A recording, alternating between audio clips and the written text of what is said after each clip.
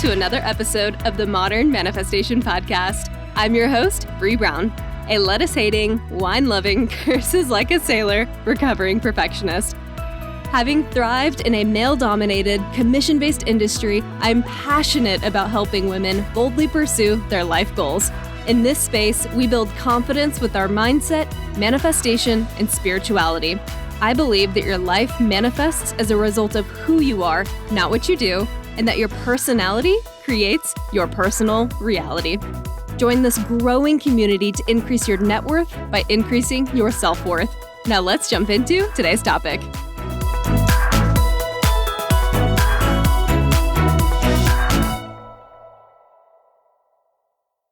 Hello, my beautiful souls, and welcome back to the Modern Manifestation Podcast. Today's episode is about my favorite word. This is a word and an exercise that it probably took me several years of going to therapy to really embrace and to fully understand. And this is one of the few methods and one of the few words that I think has entirely changed my perspective and has really given me the ability to have more flexibility with myself and more self-care and more compassion for myself as I work through a lot of the healing modalities, a lot of the healing processes that we talk about in this podcast. So, what am I talking about? Today, my favorite word is the word and. A-N-D. I cannot tell you how much freedom this word has given me. It's such a short word, and it is such an important word. And when I say that this word has given me so much more freedom and self-compassion, I'm not exaggerating. And here's why. I spent years self-shaming. And I would always start off conversations in therapy or in coaching sessions or with friends and say something like, I know I'm doing all of these really great things, but... And then I would go into all the things that I was not doing. I would say but and contradict all of my efforts that I just listed. And it took a couple years until my therapist started calling me out on it over and over and over again.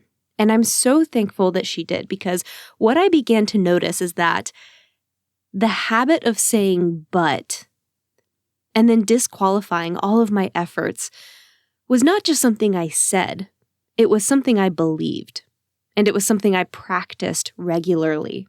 And every time I said the word but, it was loaded with self-shame. It was loaded with all the things I knew I should be doing and was not doing. So I was using the word but to take away from my small wins. So instead of focusing on what I was doing right, I was focused on what I was doing wrong. And that's what this subtle shift can help you do, is to shift your perspective onto the part of the sentence you want to be focused on, the positive.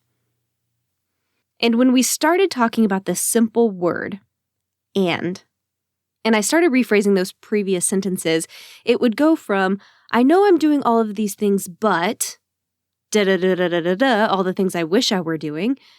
Then it changed and started to look like, I know I'm doing all of these really great things, and I would like to be doing this, this, and this. You can think of it like the word but is subtractive, and the word and is additive. One contradicts and one complements. The word and leaves room for self-acceptance and awareness without the guilt. And this is the antidote for the word should that I've talked about in the past, shoulding all over yourself. You think really great things, but, and then you contradict those efforts. Very different energy. And it makes a huge difference on your mental health. Because when you include the word and, it gives yourself permission to hold two opposing things. It gives yourself permission to live in the gray area. It gives yourself permission to say, I'm doing all of these wonderful things, and there are so many other things I would like to do for myself. And it's okay that I'm not doing it all right now. So it feels like more of a choice as opposed to something to be shameful about.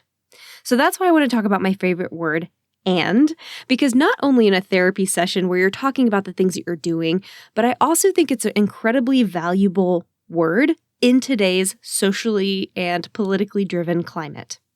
And the reason I think this word is so important, especially when we're having day-to-day conversations, is because I think we have forgotten that you can believe two opposing things. And the word "and" is what binds those things together. Using the word "and" creates space for two people to respect one another's views while discussing really hard topics. And using the word "and" can be a great tool for effective communication, to see the other person even when you don't agree. So as an example, let's say that you are reviewing a recent project with your boss, and as a part of their feedback, they could say, "Hey, you know what? I think your presentation was very informative, but we could work on your delivery." What happens in your mind when you hear that "but"? Everything they said prior to that just goes out the window. You immediately feel the dread. What are they about to say now? Anything positive that they had just said is now negated, even if they spent several minutes complimenting you. The "but" ruins that moment. And it doesn't matter if it's a boss or if it's yourself doing that in communication, either internally or externally, that dread still happens, even if it stems from self-shaming. However, let's say that that same boss in your debrief said, "Hey, I think your presentation was very informative, and we could work on your delivery." Do you notice that subtle difference? You're then able to perceive the entire sentence for what it's meant, as opposed to just focusing on that latter half of it, the "but." And there's a very different energy involved with both of those. The word "but" can be dismissive, and the word "and" is inclusive. The word "and" allows us to hold two seemingly opposing views. We don't have to live in that black and the white. It's not this or that. So I hope this example kind of helps paint this picture a little bit for you. The difference in the energy, the difference in the feeling, the difference in the self-shaming or the dread that you might experience when you're using the word "but" as opposed to "and." And when we use words like "but," or we use those opposing words, it makes it harder for us to have conversations with each other as well. So not only is the word "and" super helpful for conversations with ourselves and having self-compassion for ourselves and giving us more freedom to hold two opposing things, it also can make social contexts so much healthier. Because when we normally talk about really hard issues or really politically charged issues with someone and we disagree with them, how many times do you find yourself using the word "but"? I hear your perspective, I hear what you're saying, but, and then you go into how you feel on the matter, which completely contradicts what they just said.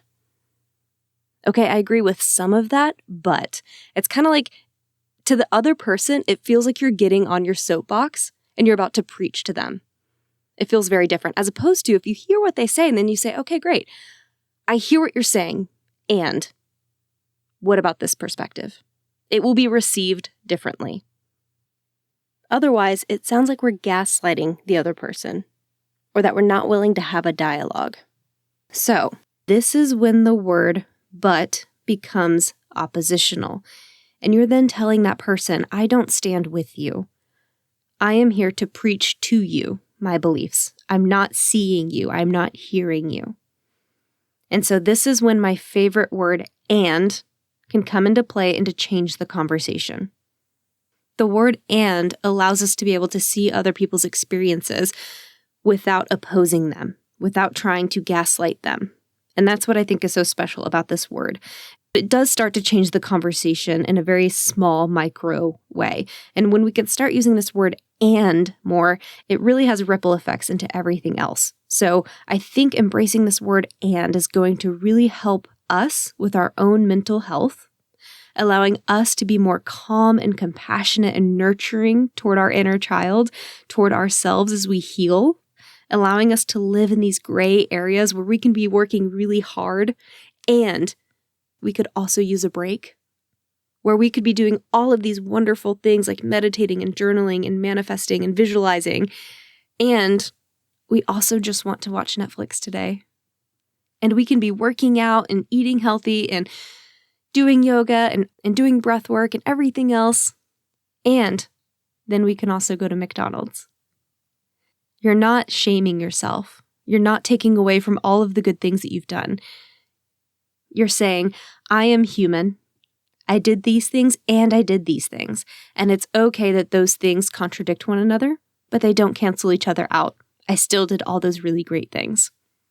And you're human. You're allowed to do things that maybe aren't so great for you every once in a while. If you're not, you're probably not living to your fullest, right? I'm kind of kidding. And is a beautiful word. Allow yourself to embrace that. And allow yourself to embrace this word and whenever you're having conversations with other people. Allow yourself to see them, to hear them, to get to know their experiences without trying to bypass them by saying, but I just don't agree with you, but I just don't do this. What if we started replacing that word in these politically charged conversations with and? What if we met conversations with other people and said, I hear what you're saying. I'm listening. And have you ever considered this perspective? Not but, have you considered, and have you considered this? Additive, not subtractive. Inclusive, not dismissive. And since we're talking about effective communication, this is a quick little tip as well that will help with all of this in communication styles with another person. Also, focusing on I statements as opposed to you statements will be super helpful in creating healthy relationships. So if you're ever in a situation with someone else and it's a very charged situation, there's a lot of emotions involved, focusing on how you're feeling and the story you're telling yourself as opposed to how the other person is making you feel. That will help them be less defensive and their guard will come down. So, hey, I'm feeling sad right now. I am feeling angry because this is the story that I'm telling myself about what's going on. As opposed to, you did this, you said this, you never blah, blah, blah, blah. Very different. I statements versus you statements will change the conversation dynamic, as well as using the word and as opposed to but in a lot of these conversations. So that's a little extra bonus tip for this episode. And I'm definitely not saying this is going to fix all of our social issues. God knows that would take more. But I think the small little movement can start to make a big difference within ourselves, within society, with one another. So if you hear your friend using the opposing word but, and they're using it as a tool to self-shame, feel free to call them out. Say, hey, how about we replace that but with the word and? How does that feel? How does that sit within us? So that is my favorite word. Thank you guys for joining me today. This is a small little tip, a small tool, but I swear it makes such big ripple effects throughout your life. And I can't tell you how many things I've actually gone ahead and done because I allowed myself to sit in the and. I'm really tired today, and I would like to do 2 minutes of a workout. Or I don't have a lot of free time today, and I'd really like to take 3 minutes to meditate anyway. I did all these really healthy things all week, and I had Whataburger. So I hope this information is helpful for you, from my therapist to you. And I'd love to hear how this might be helping you shift your mindset, even in the subtlest of ways. Have a fantastic rest of your week, and I will catch y'all in the next episode. Until then, go out there and manifest some miracles. I hope y'all enjoyed today's episode. If you want to check out the show notes, head over to www.themodernmanifestation.com/blog. If you're loving this podcast, please drop me a review, share this episode with a loved one, and follow me on Instagram @modernmanifestation. I love y'all so much, and thanks for listening.